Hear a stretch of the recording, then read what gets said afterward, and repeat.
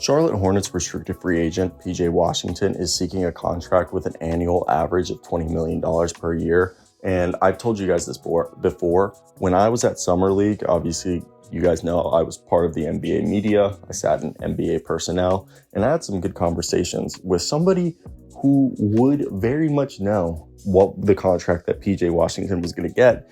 And he told me he fully expects PJ Washington to get a 4-year, $80 million deal. I've said this for weeks now, if you guys have been following the channel. By the way, we're on the way to 20,000 subscribers, so hit that like and subscribe button. But the thing is right now, we heard the sign and trade for PJ Washington potentially to Cleveland. We've heard speculation of other teams that could be interested in him. But again, there was no salary out there. We've heard that there's been a big, discrepancy between the Hornets and PJ Washington's camp, where obviously, like I've said, I've heard that PJ Washington wants 4 years, $80 million with an annual average of $20 million per season.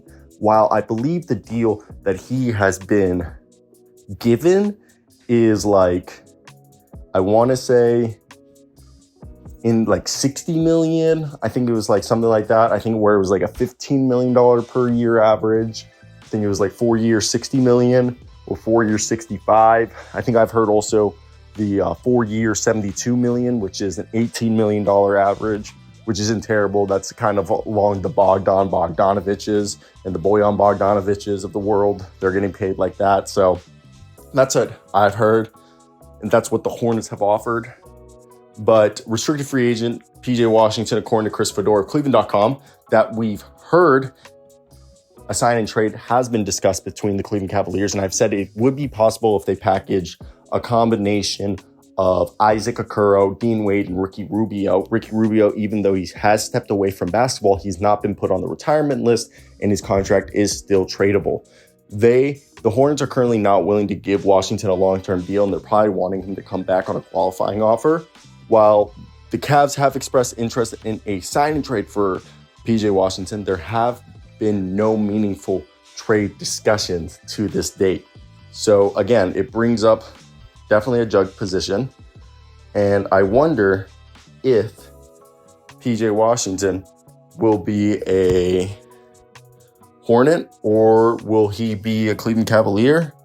I think it's definitely, because earlier we reported that he, was seeking a $72 million deal.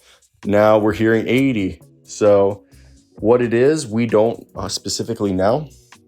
I think it's definitely interesting how this situation has evolved since where we started.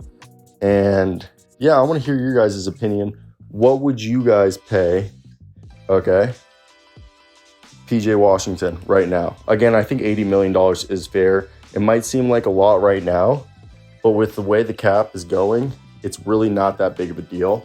So I don't think they should be stressing about it over the long term. So let me hear your thoughts about that.